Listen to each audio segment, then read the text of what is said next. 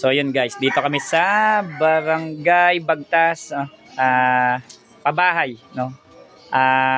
Dasmariñas yung kanyang section. So block 14, lot 10, section 17, ayun, piso wifi ng Bagtas. Yan, okay na yung piso wifi nila. So ang problema lang is maluwag lang sa saksakan. So ang ginawa pa nila, may dalawa sila internet, no? Yung local internet tsaka PLDT. So hindi na daw nila babayadan yung local internet, and then doon na sila magkukulit sa PLDT. Yun. So it's so happy lang na may problema din yung PLDT. To be fixed naman ng cooperative naman yung agent tsaka yung installer. So pero yung vendor is still working na. Maluwag lang sa saksakan. Yun lang naman. So maraming salamat po, no. Shoutout po sa kliyente namin from Nabotas, no, si Ma'am Arian. No? Siya po yung may-ari nito.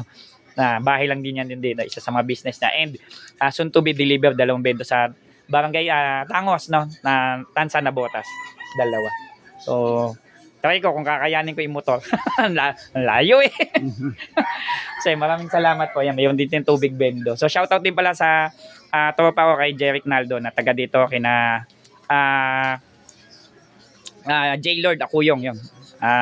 Tsaka kay Romel Asuncion, na mga puro taga dito po yun.